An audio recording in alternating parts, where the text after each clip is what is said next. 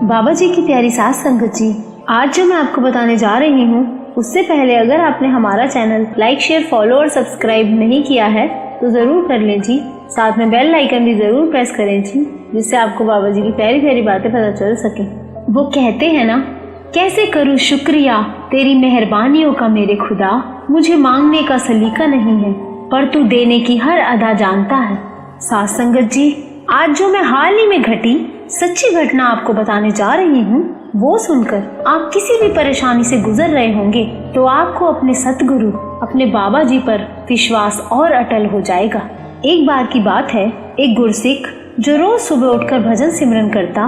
गरीबी बहुत थी उसके घर में, पर फिर भी सारे परिवार के लोग गुरु घर से जुड़े हुए थे। अब बाबा जी इम्तिहान तो लेते हैं, पिछले प्रारब्ध कर्म भी तो काटने होते हैं। इतनी गरीबी के बावजूद भी उस गुरसिख के पूरे परिवार में इतना संतोष था कि जैसे बाबा जी की मेहर ही मेहर थी। वो रोज सुबह बिना नागा उठकर भजन सिमरन करता, नाम जपता। इतनी गरीबी के बावजूद भी उसने बाबा जी से कभी शिकायत नहीं की। प्रारब्ध कर्मों के कारण अब उस गुरसिख की जिंदगी में बीमारी की दस्तक हुई और उस गुरसिख को गले का कैंसर निकला। और जब पता लगा तो कैंसर लास्ट स्टेज पर था। 3-4 डॉक्टर्स को अलग अलग दिखाया गया, पर लास्ट स्टेज कैंसर कंफर्म हो गया था और डॉक्टर्स ने ऑपरेशन बता दिया था। अब वो बहुत परेशान, क्योंकि घर में इतनी गरीबी, ऊपर से कैंसर का ऑपरेशन कैसे कराएंगे, इतना खर्च कैसे हो पाएगा। पर उसके घर के सभी लोग इतने अच्छे थे कि बच्चे भी कहने लगे, पापा हम घर बेचकर भी आपका ऑपरेशन कराएंगे। पर वो गुरसिख मन ही मन सोचता है, घर बेचकर तो हम सब रास्ते पर ही आ जाएंगे, सब कुछ खत्म हो जाएगा।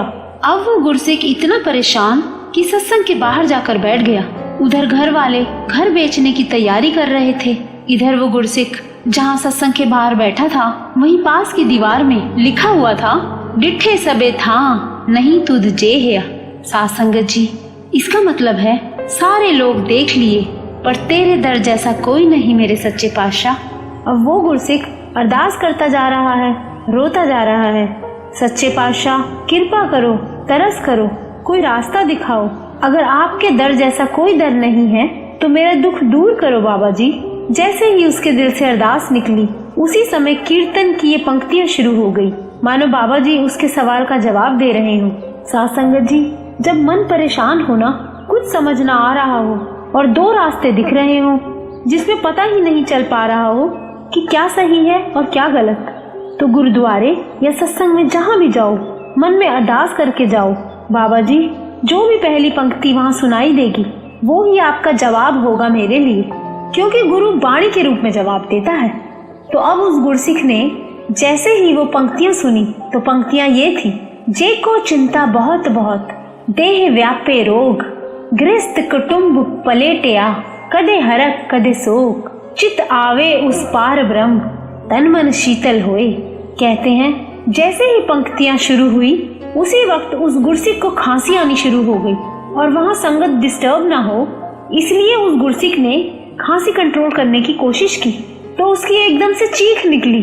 जैसे ही खांसी इतनी तेज आई तो उसके गले से एक पूरा 150-200 ग्राम का मांस का टुकड़ा मुंह में आ गया और उसके अलावा कोई ब्लीडिंग भी नहीं हुई, मानो सारा ब्लड उस मांस में ही समा गया हो। गुरसिख उसके बाद इतना हल्का फील करने लगा और उसका दर्द मानो गायब ही हो गया हो। वो हैरान हो गया और उसकी आंखों से आंसू झरझर बह गए। वो शुक्राने के आंसुओं के साथ रोता गया और बाबा जी का शुक्र करता गया। अब उसको यकीन हो गया था कि उसकी बीमारी खत्म हो चुकी है। उसका मन जुड़ गया शुक्राने में कि कई घंटों तक समाधि में लीन हो गया। जब कई घंटों बाद वो समाधि से उठा और घर गया तो उसने सबको बताया, पर किसी को यकीन नहीं हो रहा था। फिर घर वालों ने दोबारा टेस्ट करवाए तो डॉक्टर हैरान कि रिपोर्ट में एक भी बीमारी का नामो निशान नहीं था। फिर उस गुरसिख के 3-4 बार और टेस्ट किए गए, उसके बावजूद भी कैंसर का नामो निशान नहीं था। वहाँ मेरे सदगुरु, वो कहते हैं ना, फना कर दे अपनी सारी जिंदगी सदगुरु की मोहब्बत में, यही वो प्यार है बंदे जिसमें बेवफाई नहीं होती। एक बार की बात है, सत्संग चल रहा था। एक पति पत्नी और गोद में एक छोटा सा बच्चा उनके साथ था। बच्चा यही कोई 8 महीने का था। तो सत्संग चल रहा था और वहाँ उस वक़्त के मौजूदा सदगुरु बैठे हुए थे और वहाँ उन पति पत्नी ने श्री गुरु ग्रंथ साहिब जी को माथा टेका। बाबा जी ने उन तीनों को देखा और बड़े ही प्यार से उस 8 महीने के बच्चे को भी देखा और फिर सिमरन पर बैठ गए। जब सत्संग की समाप्ति हुई तो उन माता पिता का घर जाने को मन ही नहीं किया। बड़े उदास थे और दोनों का रोना रुक ही नहीं रहा था। अब बाबा जी तो जानी जान है। उन्होंने सेवादार को भेजकर उन दोनों पति पत्नी को अपने पास बुलवाया। अब बाबा जी से तो कुछ छुपा नहीं है, फिर भी पूछते जरूर हैं कि क्या हुआ, क्यों रो रहे हो दोनों। तो उस 8 महीने के बच्चे के पिता ने बताया कि एक बहुत बड़ा ज्योतिषी है, उसने हमें बताया है कि हमारे बच्चे की उम्र केवल 3 साल है। 3 साल की उम्र होते ही हमारे इस बच्चे को ऐसी जबरदस्त चोट लगेगी कि या तो ये मर जाएगा या बच भी गया तो इसकी एक आंख नहीं बच पाएगी और बड़े होकर इतना अपराधी किस्म का बनेगा, शराबी कबाबी बनेगा कि सारे कुल का नाम बदनाम करेगा। पिता रोते हुए बोला कि जब हमने ये सुना तो हमारे पैरों से तो जमीन ही खिसक गई।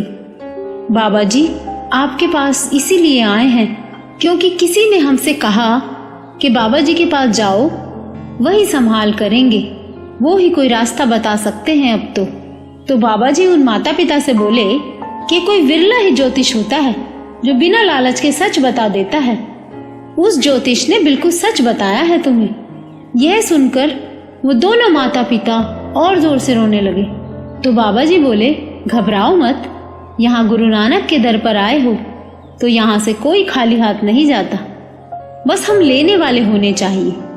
हमारा बर्तन साफ और सीधा होना चाहिए। उल्टे बर्तन में तो कुछ नहीं भरेगा। अब छोटे बच्चे कच्ची मिट्टी की तरह होते हैं, उन्हें जैसी शेप दोगे वो वैसे ही बन जाएंगे। बच्चे मन के साफ होते हैं, सच्चे होते हैं, मालिक के हुक्म पर जल्दी चलने की क्षमता होती है जो हम बड़ों में नहीं होती। इसीलिए मालिक के दर पर हमें बच्चा बनकर ही जाना चाहिए, बिल्कुल खाली और साफ। तो बाबा जी उन माता पिता से बोले कि इस बच्चे को गुरु नानक का बना दो, उनको ही समर्पित कर दो। तो वो माता पिता बोले, वो कैसे बाबा जी, आप जैसा कहोगे हम करेंगे। तो बाबा जी बोले, इस बच्चे को सिमरन से जोड़ दो। पहले अपना सिमरन पक्का करो। जब भी सिमरन पर बैठो तो इस बच्चे को सिमरन करने के लिए अपने साथ गोद में बिठा लेना, चाहे बच्चा सो रहा हो या खेल रहा हो। जैसे बच्चे का खाने का टाइम होता है तो हम खाना खिलाते हैं, खेलने का टाइम होता है तो हम खेलने देते हैं, ऐसे ही सिमरन का भी एक टाइम बनाओ जिसमें जब तक तुम सिमरन पर बैठो तो बच्चे को भी अपने साथ बिठाओ और उसको जपजी साहिब का पाठ थोड़ा थोड़ा याद करवाओ। बच्चे के सामने जपो जिससे वो भी तुम्हें देखकर जपे। फिर बाबा जी बोले, ये जो बाणी की ताकत होती है इससे सारे दुख सारी तकलीफें टल जाती हैं। वो कहते हैं ना, दुख दर्द जम नेड़ न आवे, कहो नानक जो हर गुण गावे। अब उस माता पिता ने बाबा जी का पूरा हुक्म माना और यही किया। सुबह हो शाम हो जब भी सिमरन पर बैठते थे उस बच्चे के साथ गोद में उसको बिठाकर जोर जोर से पूरा पाठ बोल बोल कर नितनेम पढ़ते, जिससे उस बच्चे के कानों तक हर रोज बाणी पहुंचती और हर रोज वो माँ बाप पाठ करते हुए अरदास करते कि मालिक बख्श दो हमारे गुनाह, रक्षा करो वाहेगुरु। इसी तरह से 3 साल जैसे ही हुए तो एक दिन बच्चा बड़ी ऊंचाई से सीढ़ियों से गिरा और इतनी जोर से गिरता चला गया कि उसका सर फट गया। पूरा 2 इंच गहरा जख्म हो गया था और जैसे ही हॉस्पिटल लेके गए तो डॉक्टर हैरान कि आंख के पास इतना गहरा जख्म है पर फिर भी आंख बच गई। अब यहाँ ज्योतिष की बात भी सच हो गई। मुसीबत आई पर सिमरन से सूली का शूल बन गया। और ये सच्ची ऐतिहासिक घटना है साथ संगत जी। आगे जाके वही बच्चा डॉक्टर बना, वो भी एयरफोर्स में। एयरफोर्स में तो आपको पता ही है कि वहाँ शराब और मांस का सेवन भी होता है, पर सत्संग के प्रभाव के आगे उस बच्चे पर संगति का जरा भी प्रभाव नहीं पड़ा। बाणी सुन सुन के बड़ा हुआ, ऐसा प्रभाव पड़ा कि मन इतना पक्का हो गया कि बुरी संगत का भी कोई असर नहीं पड़ा। बाबा जी कहते हैं कि बालक अगर कोख में है और माँ नाम जपती है, सिमरन करती है, तो बच्चे पर सीधा प्रभाव पड़ता है और वो भगत ही पैदा होगा। और अगर नाम नहीं भी जपा उस वक़्त, तो पैदा होने के बाद से ही रोज सिमरन करते हुए बच्चे को साथ बिठाकर या उसको गोद में बिठाकर सिमरन जरूर करे, तो बालक गुरमुख ही बनेगा, मनमुख नहीं बनेगा। कभी बुरी संगत में जाएगा भी तो भी बाबा जी उसको बचा लेंगे, या तो ऐसी परिस्थिति पैदा कर देंगे कि बुरी संगत वाले खुद ही पीछे हट जाएंगे, या उस गुरसिख की मति इतनी मजबूत हो जाएगी कि बुरी संगत की तरफ आकर्षित ही नहीं होगा। यहाँ माँ को बहुत ही एहतियात से और शुरुआत से ही अपना फर्ज निभाना है और अपने बच्चे को सत्संग से जोड़ना है। साथ संगत जी, आप खुद ही सोचो, अगर हमारे घर में भी सत्संग का एनवायरनमेंट ना होता तो क्या आज हम बाबा जी की प्यारी बातें सुनते? तो बाबा जी की प्यारी साथ संगत जी, आप कितनी भी परेशानी से गुजर रहे हो तो बाबा जी को अंग संग मानकर विश्वास जरूर करना, हर जवाब मिलता चला जाएगा। वो मालिक अपने बच्चों के हर पल अंग संग रहता है। बाबा जी हमारे सब कुछ हैं, हमारी हिम्मत है, हर प्रॉब्लम का सॉल्यूशन है। इस नाशुक्री दुनिया में सहारा है हमारे बाबा जी। हमारे हर सवालों का जवाब बनकर आते हैं। क्या हम दुनियावी माता पिता को खुद से दूर समझते हैं कभी? तो उस पिता को कैसे भूल जाते हैं जो अरबों खरबों जीवों की आवाज पलक झपकते ही सुन लेता है। कभी भी खुद को कमजोर मत समझना, क्योंकि हम जिनके बच्चे हैं ना, वो बिना बोले ही हमारा जवाब बनकर आ जाते हैं। ये तो एहसास की बात है। सच्चा प्यार और विश्वास करके तो देखो। तो बाबा जी की प्यारी साथ संगत जी, अगर आपको ये वीडियो अच्छा लगा हो तो लाइक जरूर करना जी, और इस वीडियो को ज्यादा से ज्यादा शेयर करना, जिससे बाबा जी की प्यारी संगत में कोई भी परेशानी से गुजर रहा हो तो उसको इस वीडियो से हिम्मत मिल सके। शेयर, फॉलो और सब्सक्राइब भी जरूर करना जी।